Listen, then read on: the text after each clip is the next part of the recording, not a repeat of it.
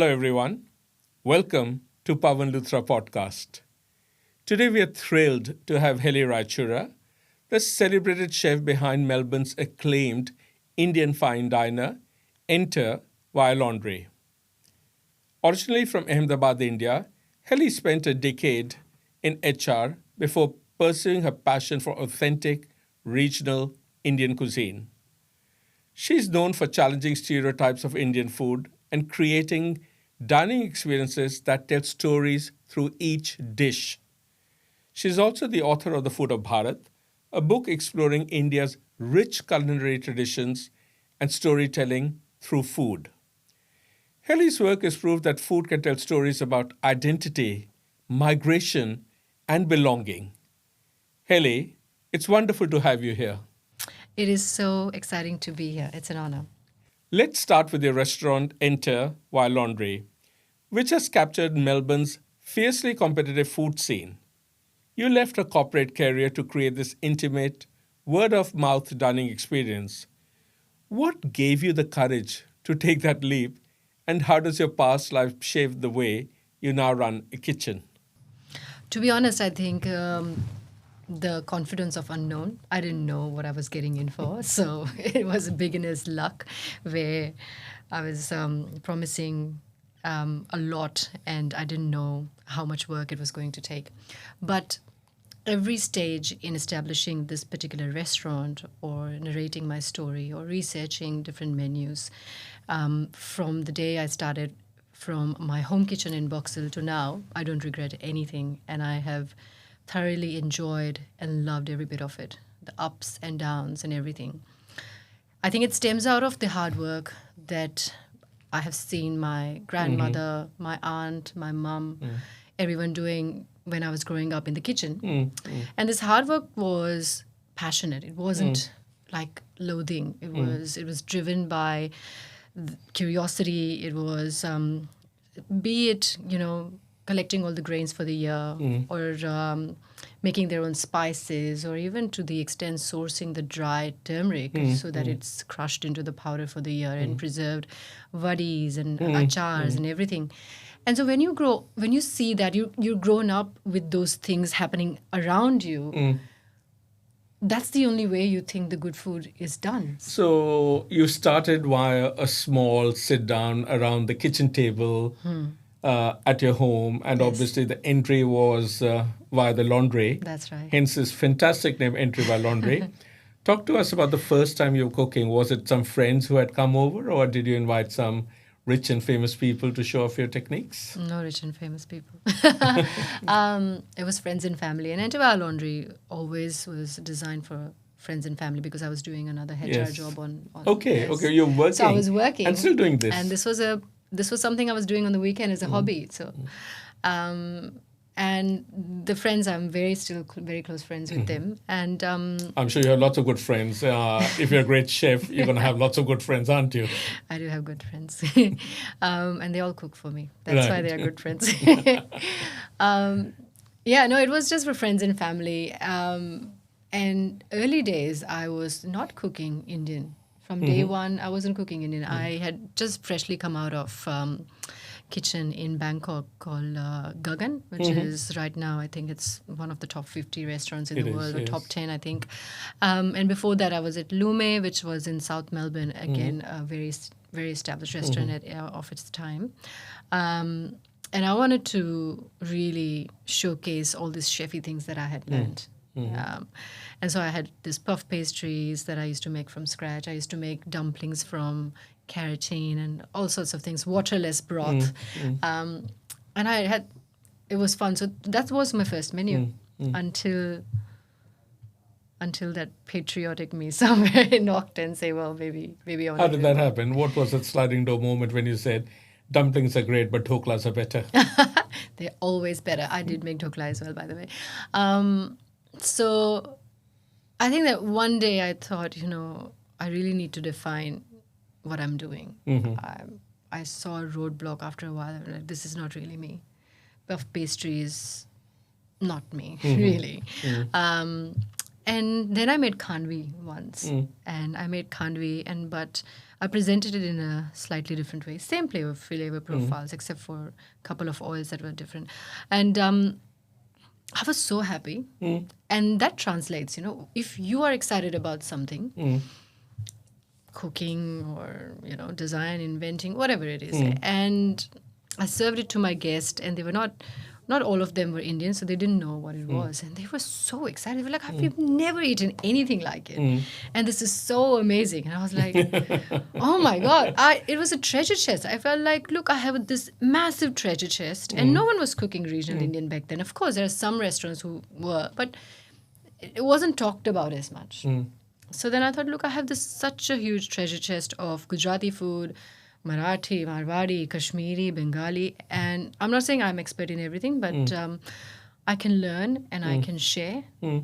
But I wanted to do it in a way that it's not all Indian. It represents me because I'm in Australia right now. Right. I want to represent the Indian in Australia in 2022. Now, staying on the khandvi, that was also your passport into a television show. Yes. Which television show? Have you heard about it? I've heard about it, MasterChef. MasterChef, okay.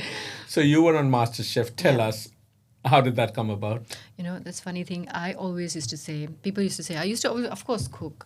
And people used to say, Helly, you should apply for MasterChef. And I used to snobbily say, I'm only going to go there as a judge. And it happened just so that George Columbaris came to the restaurant once, the small Entebbe laundry. And so now you're getting the rich and famous coming now. Now I had all the rich and famous coming. George Columbaris is an amazing human being. He's my uncle. He's my Greek uncle. He's not that old, but he's my Greek uncle.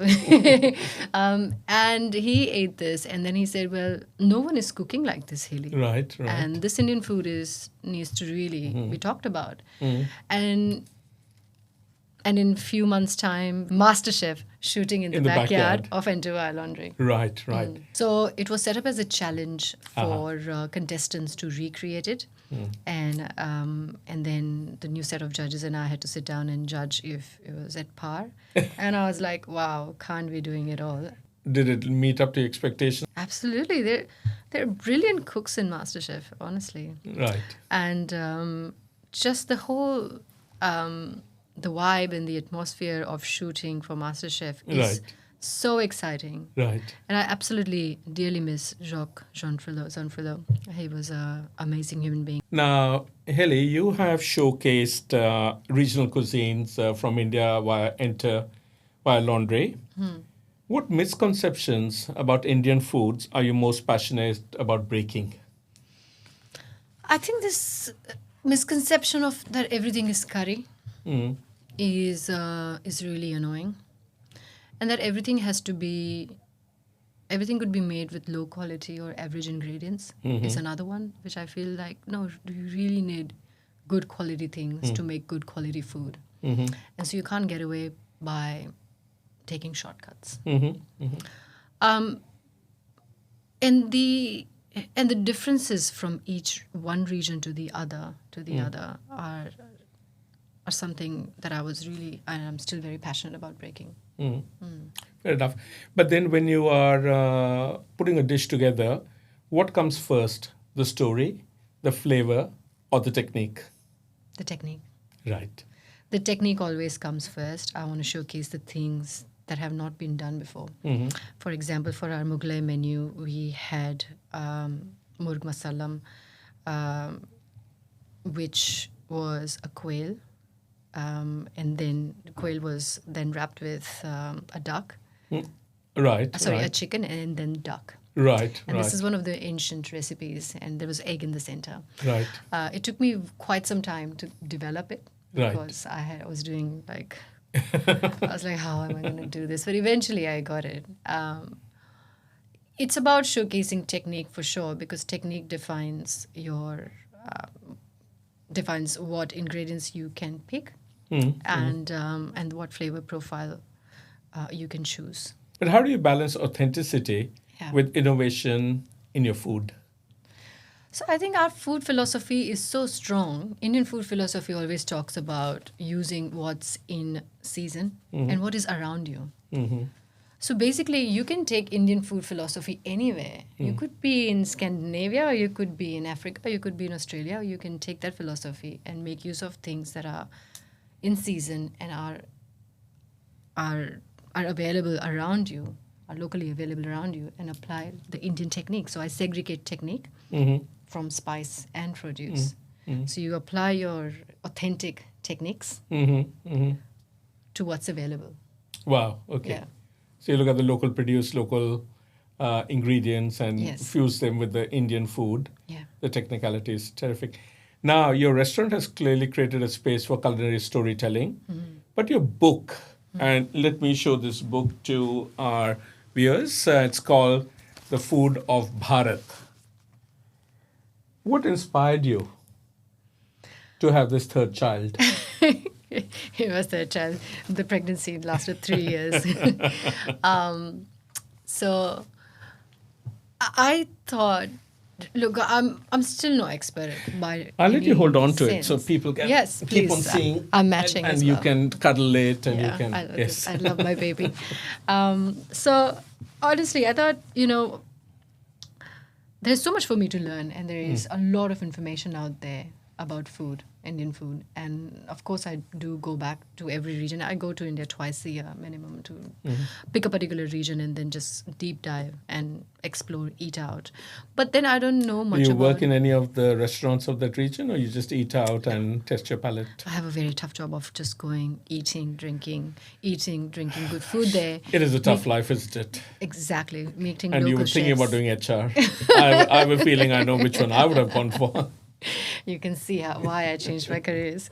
But then I felt that, while you're researching these things, a lot of things have evolved into something else, and that you question, is this authentic? You ask that, and they're like, yeah, it's authentic. But then you deep dive. For example, if you go to Rajasthan, in Jodhpur there is a library in one of the palaces, and they have documented everything from right. like ages like the scriptures in pre-Sanskrit. Right, So right. ancient languages Wow. about what people used to eat of that region.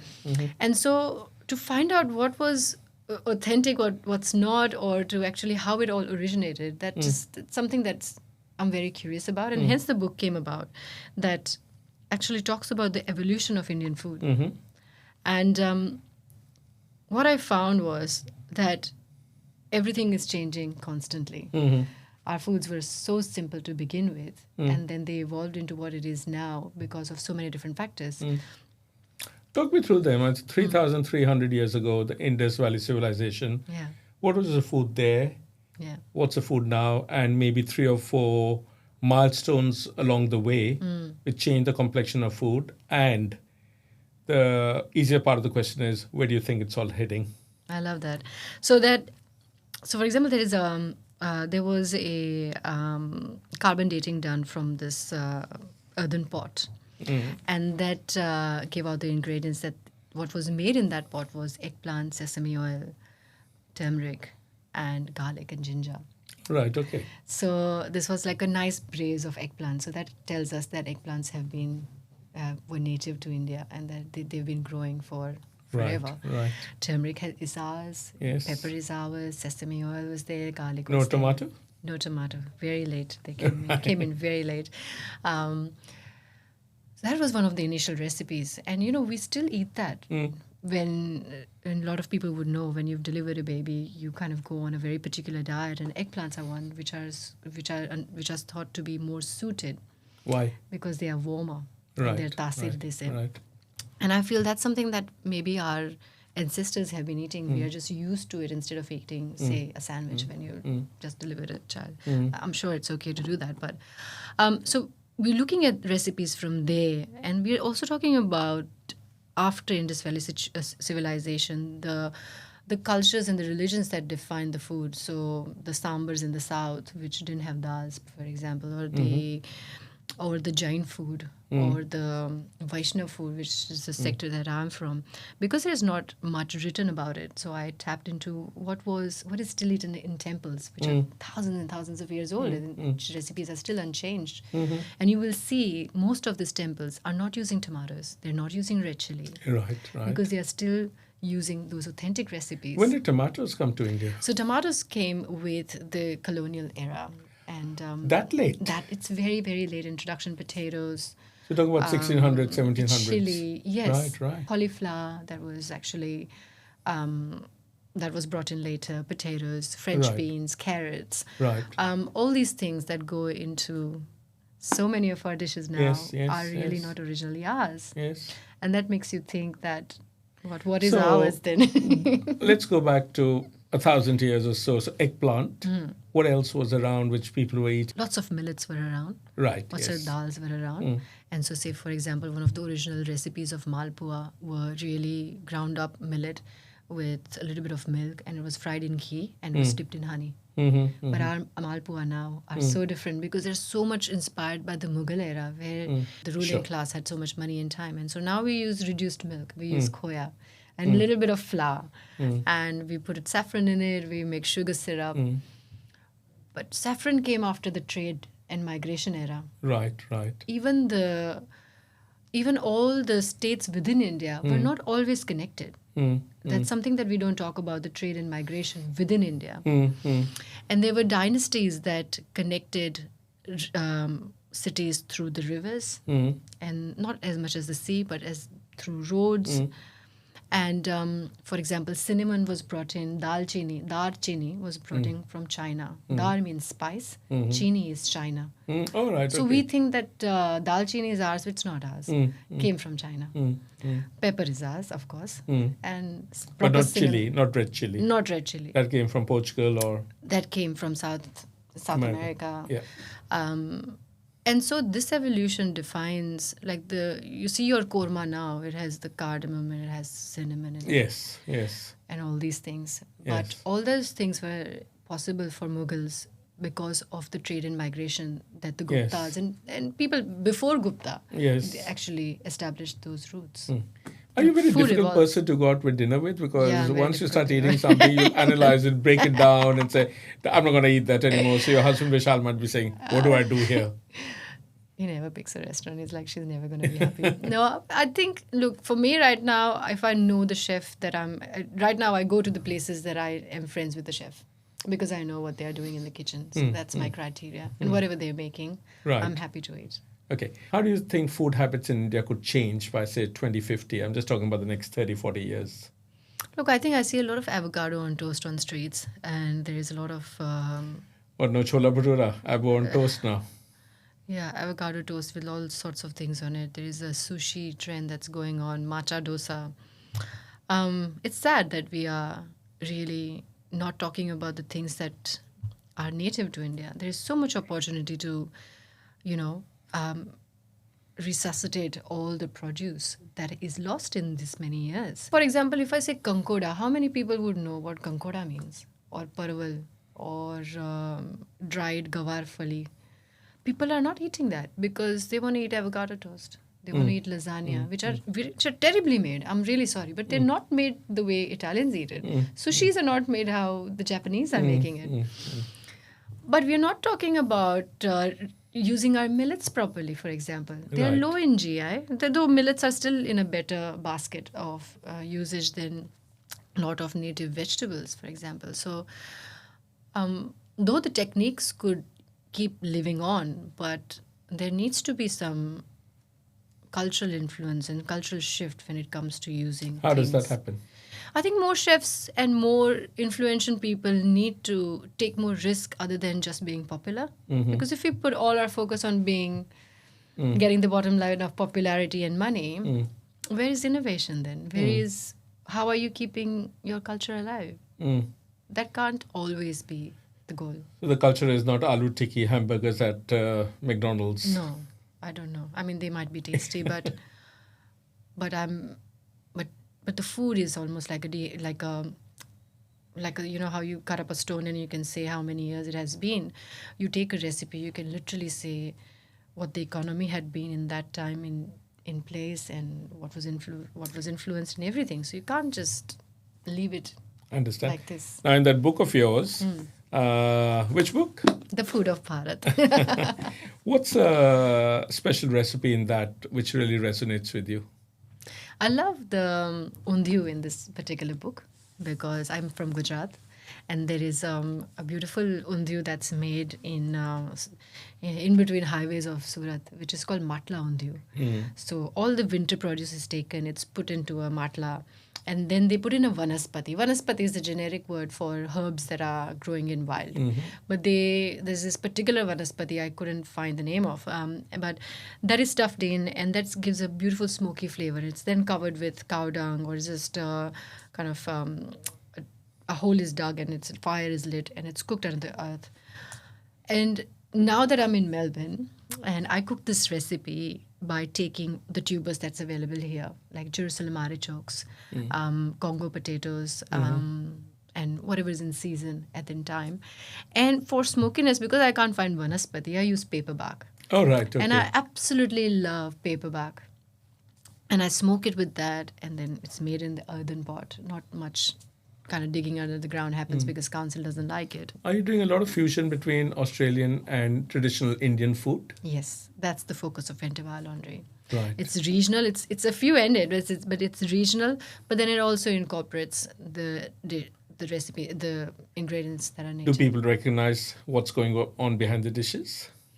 No, look, I think my food, I'll be very honest, my food could be dumbed down and numbed down to 5 different stages and it would still be great.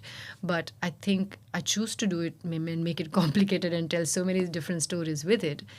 Some people really get it, but some people just want to come in and enjoy a meal with their loved ones. And if they don't get it, I'm okay. As far as they like it, right, we're happy. Right. In a French restaurant, I may pay, say, $45 for a main course. Yeah. If I go to an Indian restaurant, if it's anything more than 30, Yeah. I kind of whinge and crib about it. Why is it so? There are 2 things to it. Look, I don't think that it's entirely a fault of a customer or a guest coming in, and it's not entirely fault of the restaurant either. There are a lot of restaurants that take a lot of shortcuts, and it's very hard for a guest to go in and then identify if this particular place is doing it with love and the quality that it deserves. And it's going to take very long time and lots of different Indian restaurants to come up and start doing the right thing before that notion changes for our cuisine.